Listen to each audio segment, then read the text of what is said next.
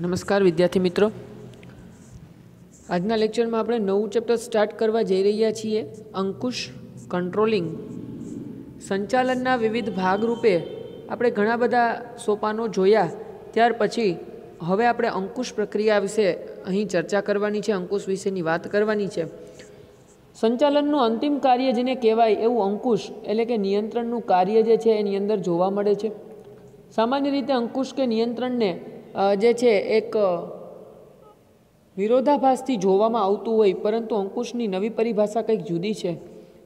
અંકુશનો અર્થ જે છે એ કોઈને રોકવું, ટોકવું કે કોઈના કામ કરતાં અટકાવવું કે એના વાંક ગુના બતાવે એવું નથી, પરંતુ નવી પરિભાષા અંતર્ગત અંકુશ જે છે એની અંદર માર્ગદર્શન આપવું અને જે છે એ ભૂલોને સુધારવા માટેના પ્રયત્નમાં મદદરૂપ થવું એવો અંકુશનો જે છે એ અહીંયા અભિપ્રાય જોવા મળશે તમને. તો પ્રસ્તાવનાથી શરૂ કરીએ આપણે.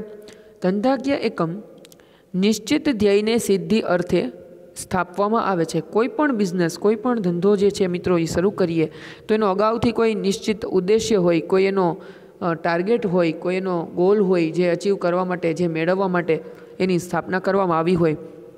આ ધ્યેય લાંબા ગાળાના કે ટૂંકા ગાળાના હોઈ શકે છે. ધ્યેય કેવા હોય મિત્રો? લાંબા ગાળાના પણ હોઈ શકે અને ટૂંકા ગાળાના પણ હોઈ શકે. ધ્યેયની સિદ્ધિ માટે વિવિધ પ્રવૃત્તિઓનું આયોજન કરવામાં આવે છે. આ ધ્યેયને જ્યારે સિદ્ધ કરવો છે ત્યારે કેટલીક પ્રવૃત્તિઓ અહીંયા યોજવામાં આવશે. આયોજનને અમલમાં મૂકવા માટે વ્યવસ્થા તંત્રની રચના કરવામાં આવે છે. સર્વપ્રથમ જે આપણે આયોજન કર્યું છે મિત્રો, એ આયોજનને ફલિતાર્થ કરવા માટે વ્યવસ્થા તંત્રની રચના કરવી અને એકમની યોજનાઓ ગમે તેટલી ચોકસાઈપૂર્વક ઘડવામાં આવી હોય અને તે માટે એકમ આદર્શ વ્યવસ્થા તંત્રની રચના કરી હોય છતાં પણ વિવિધ યોજનાઓના અમલ દરમિયાન અવરોધો અને મુશ્કેલીઓ ઉદ્ભવે છે. મિત્રો, બધું જ પૂર્વ નિર્ધારિત હોય, એને પૂર્ણ કરવા માટેની ખૂબ સરસ વ્યવસ્થા ગોઠવવામાં આવી હોય, છતાંય એની અંદર ક્યાંક ને ક્યાંક મુશ્કેલી, ક્યાંક ને ક્યાંક અવરોધ જે છે એ બેરિયર્સ એની અંદર જોવા મળતા હોય છે. આ પરિબળોને દૂર કરી અને આયોજન અનુસાર કાર્ય થાય તે જોવાની કામગીરી અંકુશની છે. શું કહેવા માગે છે? અંકુશની કામગીરી શું છે ભાઈ? તો કે આ પરિબળોને દૂર કરી. આ પરિબળો એટલે કેવા પરિબળો કે જે તમારા ધંધાના હેતુને પૂર્ણ કરતાં તમને અટકાવે છે, રોકે છે, એવા અવરોધોને દૂર કરવા અને આયોજન મુજબનું કામ થાય એ જોવા માટેની જે કામગીરી કરશે એ અંકુશ કરશે. અંકુશ એ યોજનાને પાર પાડવા માટે કર્મચારીઓની પ્રવૃત્તિઓની ચકાસણી કરવાની અને ભૂલો સુધારવાની પ્રક્રિયા છે. મિત્રો, અંકુશ છે શું? તો કે અંકુશ એ યોજનાને પાર પાડવા માટે જે નક્કી કરેલું હેતુ છે, જે વ્યવસ્થા તંત્રની ગોઠવણી છે, એને પૂર્ણ કરવા માટે કર્મચારીઓની પ્રવૃત્તિઓની ચકાસણી કરે છે. જે એમ્પ્લોઈઝ છે, તમારા યુનિટની અંદર, ફેક્ટરીની અંદર કામ કરી રહેલા જે કર્મચારીઓ છે એ શું કામ કરે છે, શું નહીં, એની ચકાસણી કરે અને એની ભૂલો સુધારવાની એક પ્રક્રિયા અંકુશ છે. મિત્રો, બરાબર, એણે જે ભૂલો કરી હોય તો એ ભૂલોને સુધારી અને એને યોગ્ય માર્ગદર્શન આપવાનું કાર્ય અંકુશનું છે. ચલો અંકુશને વધારે નજીકથી જોઈએ તો સંચાલનની પ્રક્રિયામાં ક્રમની દ્રષ્ટિએ આયોજન એ પ્રથમ કાર્ય છે અને અંકુશ એ છેવટનું કાર્ય છે. આપણે જોઈએ છીએ આયોજનનું પ્રથમ પગલું આયોજન અને અંતિમ પગલું અંકુશ છે. બરાબર છે. તો સંચાલનનું પ્રથમ કાર્ય જેમ આપણે જોયું કે ભાઈ આયોજન કરવું અને અંતિમ કાર્ય જે છે અંકુશ છે. ટૂંકમાં આયોજન એ સંચાલન પ્રક્રિયાનું પ્રથમ સોપાન છે અને અંકુશ એ છેલ્લું સોપાન છે.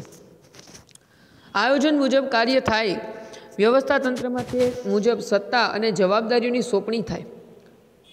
આયોજન મુજબ કાર્ય નક્કી થઈ જાય, કોને શું કામ કરવાનું છે મિત્રો, અને દરેકને પોતાની કાર્ય અનુસાર જેને જવાબદારી સોંપી છે અનુસાર એને સત્તાઓ આપવામાં આવે અને જે પ્રમાણમાં સત્તા હોય એ પ્રમાણની અંદર એને જવાબદારીઓ સોંપવામાં આવે.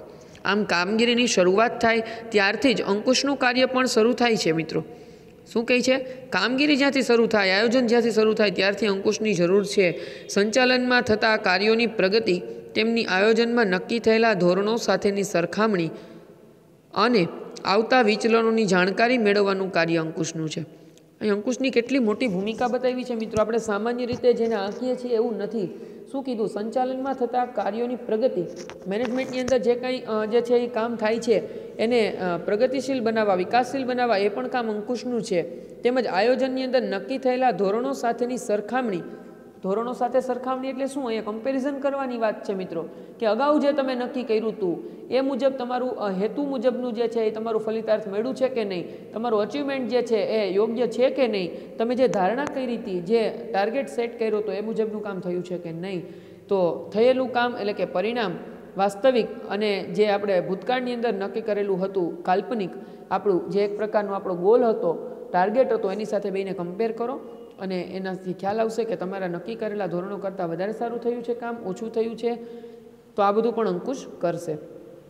એ સાથેની સરખામણી અને આવતા વિચલનોની જાણકારી મેળવવાનું કાર્ય. ચલો થઈ ગયું છે, તમે આયોજન જે મુજબનું કર્યું હતું, હેતુ જે નક્કી કર્યા હતા એ સિદ્ધ થઈ ગયા હોય અથવા તો એના કરતાં વધારે સારું પરિણામ પ્રાપ્ત થયું હોય તો આખી પ્રક્રિયા યોગ્ય રીતે થઈ છે. પણ નક્કી કરેલા હેતુઓને સિદ્ધ કરવામાં જે છે એ યોગ્યતા સાબિત નથી થઈ તો અંકુશનું કાર્ય એ પણ છે કે વિચલનોની શોધ કરે. કયા એવા કારણો, કયા એવા પરિબળો પુરવાર થાય છે કે જેના કારણે નક્કી કરેલા હેતુઓને સિદ્ધ નથી કરી શકાયા મિત્રો, તો એ પણ જોવાનું કાર્ય અંકુશનું રહેશે. આવા વિચલનોની માહિતી મેળવવાને, તેમને દૂર કરવા અને સુધારાલક્ષી પગલાં લેવાનું કાર્ય અંકુશનું છે.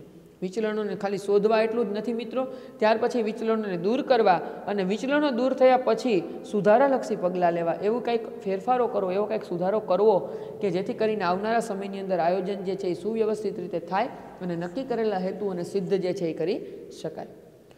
અર્થ જોઈએ તો સામાન્ય અર્થમાં અંકુશ એટલે શું? તો કે અંકુશ એટલે એકમમાં કયા કાર્યો થઈ રહ્યા છે તે નક્કી કરવું, થઈ રહેલા કાર્યોનું મૂલ્યાંકન કરવું અને જો જરૂર લાગે તો સુધારાલક્ષી પગલાં લેવા કે જેથી યોજના મુજબ કાર્ય થાય.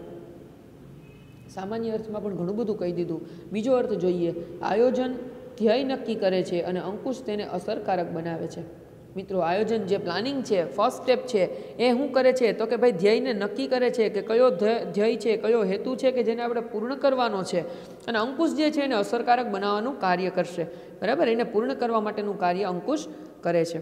હેનરી ફેયોલના જણાવ્યા મુજબ જાણીએ તો ધંધાકીય એકમમાં બધું નક્કી કરેલી યોજના મુજબ, આપેલી સૂચના મુજબ અને સ્થાપિત સિદ્ધાંતો મુજબ ચાલે છે કે નહીં તેની ચકાસણી કરવાનો અંકુશમાં સમાવેશ થાય છે.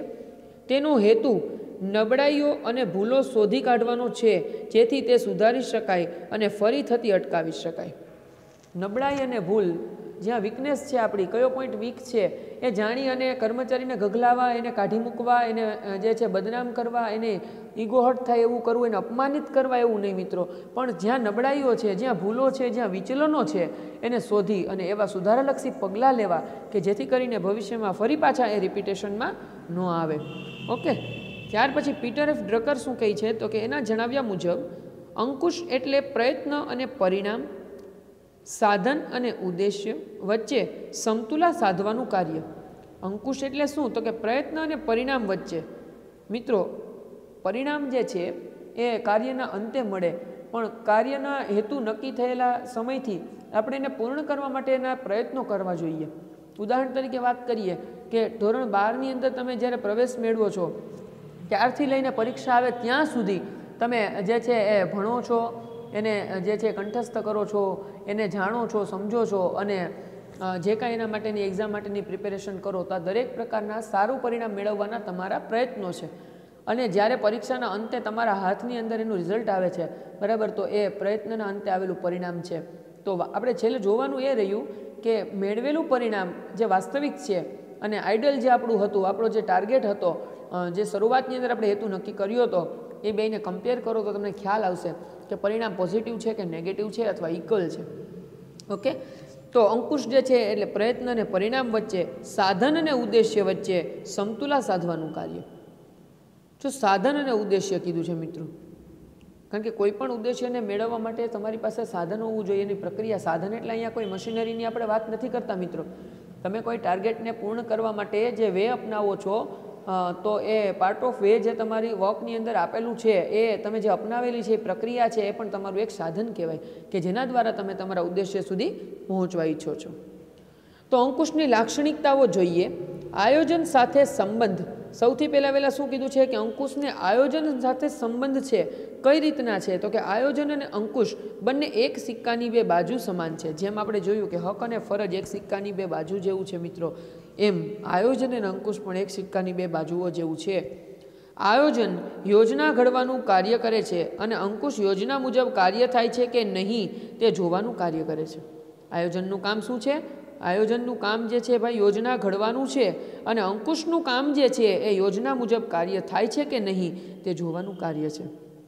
યોજના તૈયાર તો કરીને આપણને પ્લાનિંગની અંદર આપી દેશે, એ મુજબ વ્યવસ્થા તંત્ર જે છે એમાં આખી પ્રક્રિયા તૈયાર કરવામાં આવશે, કર્મચારીઓ એને ફોલો કરશે, પણ ત્યાં સુધી આવીને કામ અટકી નથી જતું મિત્રો. એ મુજબ થાય છે કે નહીં એ જોવા માટે પણ કોઈની જરૂર છે અને એ જરૂર પૂર્ણ કરે છે આપણી અંકુશ. ઓકે, તો આ રીતે મુજબ થાય છે કે નહીં તે જોવાનું કાર્ય કરે છે, જેથી આયોજન અને અંકુશને જોડિયા બાળકો સમાન ગણાવ્યા છે. જોડિયા બાળકો સમાન છે. અંડરલાઈન કરો મિત્રો આ વસ્તુ, આ વિધાનની અંદર પૂછી શકાય. આયોજન અને અંકુશ બંને જોડિયા બાળકો છે, વિધાન સમજાવો. તો આપણે આવડવું જોઈએ મિત્રો કે આયોજન અને અંકુશની વચ્ચે શું એવી જે છે એ કનેક્ટિવિટી છે એ આપણે આની અંદર દર્શાવવાની આવે છે. આયોજન વિના અંકુશ અશક્ય બને છે મિત્રો. આયોજન વિના અંકુશ અશક્ય છે, આ વસ્તુ વાસ્તવિકતા છે. કારણ કે તમારે કોઈ ટાર્ગેટ, કોઈ હેતુ, કોઈ ધ્યેય તમારો સિદ્ધ કરવા માટે થઈને તમે પ્રયત્ન જો કરતા હોય તો કર્મચારીઓના કામગીરી ઉપર દેખરેખ રાખવાની રહે. બરાબર. હવે ઉદાહરણ તરીકે વાત કરીએ કે ફેક્ટરીની અંદર તમે કીધું છે કે ભાઈ આ કામ આવી રીતના કરવાનું છે, આટલા સમયમાં કરવાનું છે, તો એક હેતુ નક્કી થયેલો છે એને પૂર્ણ કરવો છે તો અંકુશની જરૂર છે. તમે બધાને જે છે એ એકદમ ફ્રી માઇન્ડથી કહી દીધું છે કે ભાઈ ચલો કામ કરવાનું છે, એટલા ટાઈમ જેટલો ટાઈમ, કેટલું ઉત્પાદન થાય છે, શું થાય છે, કેટલા ટાઈમમાં કરવું, એવો કોઈ રૂલ્સ રેગ્યુલેશન્સ નથી. જેમ મજા આવે એમ કામ કરો તો પછી અંકુશનો કોઈ મતલબ નથી. એટલે જ્યાં આયોજન છે ત્યાં અંકુશની જરૂર રહેલી છે મિત્રો. ત્યાર પછી છે દરેક સપાટીએ થતું કાર્ય. અંકુશનું કાર્ય સંચાલનની દરેક સપાટીએ થાય છે. તે કોઈ એક વિભાગ કે ખાતા પૂરતું મર્યાદિત નથી. આ અંકુશનું કામ ભાઈ છે આપણે એવું સમજીએ કે ચલો તળ સપાટીએ, નિમ્ન સપાટીએ રહેલા કર્મચારીઓ છે એ જ આ બધું કામ કરતા હશે, એના માટે જ આ વસ્તુ જરૂરી છે. ના, અંકુશનું કાર્ય દરેક સપાટીએ થતું જોવા મળે છે મિત્રો.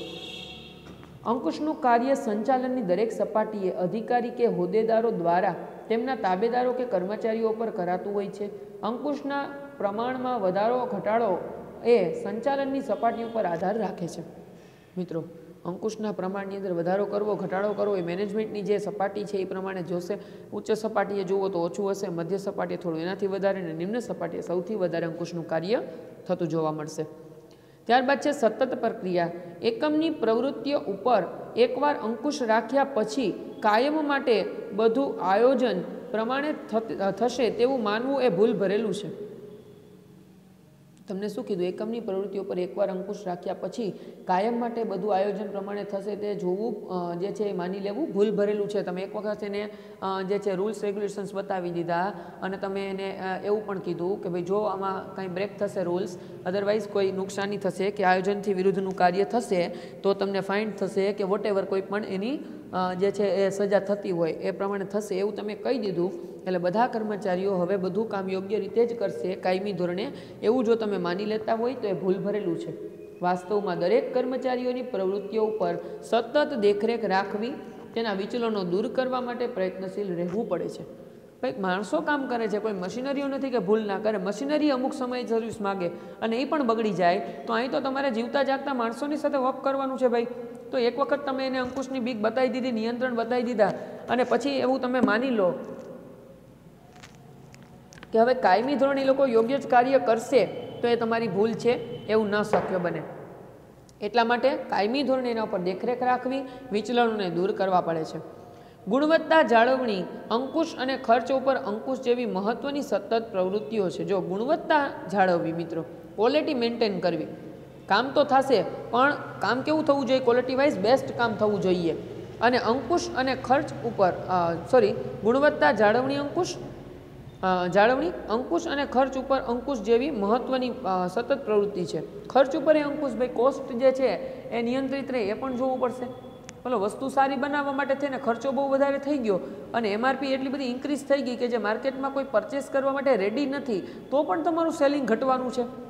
ઓકે, તો એ બધી વસ્તુ માટે પડતર અંકુશ માટે પણ અંકુશ જરૂરી છે. ફોર્થ વન, ઉપરના ટોપિકમાં મિત્રો એટલું કહેવા માગે છે કે એટલા માટે સતત પ્રક્રિયા છે અંકુશ, નેવર એન્ડિંગ પ્રોસેસ છે. જ્યાં સુધી તમારા હેતુઓ છે ત્યાં સુધી આ બધી વસ્તુની જરૂર પડશે અને પડશે જ. ઓકે, તો એને તમે અવોઇડ કરી શકતા નથી. ત્યાર પછીની વાત કરીએ, આપણે આગળની વાત કરીએ તો આગળ શું કહેવા માગે છે? પોઈન્ટ નંબર 4, સંચાલનનું છેવટનું કાર્ય. સંચાલનમાં આયોજન દ્વારા એકમના ઉદ્દેશ્ય નક્કી થાય. મેનેજમેન્ટની અંદર આયોજન જે છે એ એકમના હેતુઓ નક્કી કરે, વ્યવસ્થા તંત્ર દ્વારા તેનો અમલ થાય, કર્મચારી વ્યવસ્થા ગોઠવી તેમની દોરવણી આપવામાં આવે, ત્યાર પછી અંકુશ કાર્યવાહી શરૂ થાય છે. એટલે સંચાલનના બધા જ કાર્યો અંકુશની પહેલાં કરવામાં આવે તે જરૂરી છે. એટલા માટે અંકુશને અંતિમ કાર્ય કીધું મિત્રો, કે સંચાલનના દરેક કાર્ય જ્યાં પૂર્ણ થઈ જાય ત્યાર પછી અંકુશ જે છે એની ભૂમિકા શરૂ થાય છે. તો અંકુશનું કાર્ય નિયમનનું છે, જે એકમની પ્રવૃત્તિઓ કાર્યરત થયા પછી જ શરૂ થાય છે. એટલે અંકુશ એ સંચાલનનું છેવટનું કાર્ય છે. ત્યાર પછી આવે છે ભવિષ્ય સાથે સંબંધ. અંકુશ ભવિષ્ય સાથે સંબંધ ધરાવે છે. સંચાલક ભૂતકાળ ઉપર કાબૂ રાખી શકે નહીં. ભાઈ, અંકુશ ભવિષ્ય સાથે સંબંધ શું કામ ધરાવે છે? એને ફ્યુચર સાથે શું કામ એને કનેક્ટિવિટી છે? તો કે ભાઈ, સંચાલક જે છે ભૂતકાળ ઉપર કાબૂ ન રાખી શકે. તમે તમારું યુનિટ શરૂ કર્યું એ પહેલાં જે કંઈ માર્કેટમાં થયું છે એના ઉપર તમારું વોચ છે નહીં, એના ઉપર તમારો પ્રભાવ પડી શકે નહીં. તે ભૂતકાળના બનાવોનું અવલોકન કરી તેને મૂલ્યાંકન કરે છે, જેથી તેનો લાભ ભવિષ્યમાં મળી શકે. અંકુશ શું કરે છે? ભૂતકાળમાં જે બનાવો બન્યા એને મેન્શન કરે, એના ઉપરથી તારણો કાઢે, જેથી ભવિષ્યમાં તમને લાભ મળી શકે. અંકુશનો ઉદ્દેશ્ય જ ભૂતકાળમાં થયેલી ભૂલો, બગાડ અને નુકસાન ભવિષ્યમાં ન થાય તેની કાળજી રાખવાનો છે. મિત્રો, અંકુશનો ઉદ્દેશ્ય શું છે? તો કે ભૂતકાળમાં જે થયેલી ભૂલો છે, જે બગાડ થયો છે, જે નુકસાન થયું છે એ ઇન ફ્યુચર રિપીટેશનમાં ના આવે એ જોવાનું કામ, એ કાળજી રાખવાનું કામ છે. અંકુશ એ ભાવિ સુધારણા તરફનો ખ્યાલ છે. મિત્રો, અંકુશ છે એ ભવિષ્યમાં થવાના સુધારા અથવા તો ભવિષ્યમાં જરૂરી સુધારા કરવા માટેનો એક ખ્યાલ છે, એ કન્સેપ્ટ છે. ત્યાર પછી 6 પોઈન્ટની અંદર છે રચનાત્મક પ્રવૃત્તિ. અંકુશનો સામાન્ય અર્થ કર્મચારીઓ કાર્ય સ્વતંત્રતા ઉપર તરાપ મારવામાં આવે તેવો કરવામાં આવે છે. ભાઈ, અંકુશને સામાન્ય રીતે શું કહેવા માગે? ભાઈ, કર્મચારીઓ ઉપર ટોક કરવી અથવા તો એને કામ કરતા રોકવા, એની જે છે સ્વતંત્રતાઓ છીનવી લેવી, એવું અંકુશને માનવામાં આવે. અંકુશનું કામ એવું છે એવું સમજવામાં આવે. પણ હકીકતમાં આ માન્યતા ખોટી છે. ખરેખર કર્મચારી તેમના કાર્યો આયોજન મુજબ કરે તે જોવું અને તે મુજબ માર્ગદર્શન આપવાનું કાર્ય એ અંકુશનું કાર્ય છે. એટલે કે અંકુશ એ નિષેધાત્મક પ્રવૃત્તિ નથી, પરંતુ વિધેયાત્મક પ્રવૃત્તિ છે. મિત્રો, અંકુશ જે છે એ કોઈને હર્ટ કરવા માટે, કોઈને ટોર્ચર કરવા માટે, કોઈને ઉતારી પાડવા માટેની પ્રવૃત્તિ નથી ભાઈ, પણ એક વિધેયાત્મક કામ છે, એક સુધારાલક્ષી કાર્ય છે. અંકુશ એ થતી ભૂલોને સુધારી આપે છે અને ફરી ભૂલ ન થાય તેવા પગલાં લે છે. આમ અંકુશ એ રચનાત્મક પ્રવૃત્તિ છે. મિત્રો, કઈ પ્રવૃત્તિ છે ભાઈ? રચનાત્મક પ્રવૃત્તિ છે. ત્યાર પછી આવે છે આંતરિક પ્રક્રિયા. અંકુશ એ આંતરિક પ્રક્રિયા છે. એકમની વિવિધ પ્રક્રિયાઓ જેવી કે ઉત્પાદન, વેચાણ, ખરીદી, નાણાકીય બાબતો, નાણાં હિસાબ તથા કર્મચારીઓની કાર્ય પદ્ધતિની સાથે અંકુશની પદ્ધતિ વણી લેવામાં આવે છે, જેના કારણે આ કાર્ય ઉપર અંકુશ રાખી શકાય છે. જ્યારે બાહ્ય પ્રક્રિયાઓ જેવી કે સરકારની નીતિમાં ફેરફાર, તેજી મંદીની પરિસ્થિતિ, લોકોના મનોવલણોમાં ફેરફાર ઉપર અંકુશ રાખી શકાતો નથી. મિત્રો, ઇન્ટરનલ બાબતની અંદર તમે નિયંત્રણ રાખી શકશો, માર્કેટની અંદર જે ચેન્જ થઈ રહ્યા છે એના ઉપર તમારું પ્રભુત્વ નથી હોતું. ત્યારબાદ છે ગતિશીલ પ્રક્રિયા. અંકુશનું કાર્ય આયોજનની સાથે સંકળાયેલું હોય છે. આયોજન અને અંદાજ ઉપર આધારિત સૂચિત અને બૌદ્ધિક પ્રક્રિયા છે. કેવી પ્રક્રિયા છે ભાઈ? સૂચિત અને બૌદ્ધિક, પૂર્વ નિર્ધારિત છે, સૂચના મુજબ ચાલે છે અને બુદ્ધિપૂર્વકની કરવામાં આવતી પ્રક્રિયા અંકુશની પ્રક્રિયા છે. જુદા જુદા પરિબળોના અંદાજો બદલાય તે મુજબ આયોજનના લક્ષ્યાંકોમાં ફેરફાર થાય અને તે મુજબ અંકુશ પ્રક્રિયામાં પણ ઝડપી પરિવર્તન કરવામાં આવે છે. મિત્રો, ત્યારબાદ વ્યક્તિલક્ષી પ્રવૃત્તિ. અંકુશ એ વ્યક્તિઓ દ્વારા વ્યક્તિઓ માટે અને વ્યક્તિઓની પ્રવૃત્તિને સુધારણા માટે કરવામાં આવતી પ્રવૃત્તિ છે. તેના કેન્દ્રમાં વ્યક્તિ છે. અંકુશ એ અધિકારીઓ દ્વારા કર્મચારીઓ ઉપર રાખવામાં આવે છે. દરેક પ્રવૃત્તિઓ અને કાર્ય કર્મચારીઓ દ્વારા જ કરવામાં આવે છે. જે ભૂલો અને વિચલનો મળે છે તે પણ વ્યક્તિ દ્વારા થાય છે. આમ અંકુશ એ વ્યક્તિલક્ષી પ્રવૃત્તિ છે. મિત્રો, દરેક જગ્યાએ માનવી એની સાથે જોડાયેલો છે. અંકુશ જેના ઉપર રાખવાનો એ પણ વ્યક્તિ, અંકુશ જે રાખે એ પણ વ્યક્તિ, જેની ભૂલો શોધે એ પણ વ્યક્તિ, જેની ભૂલો સુધારે એ પણ વ્યક્તિ. એટલા માટે એને વ્યક્તિલક્ષી પ્રવૃત્તિ કહેવામાં આવી છે. લાસ્ટ ટોપિકની વાત કરીએ તો અંકુશ એ વૈધિક કે અવૈધિક હોઈ શકે.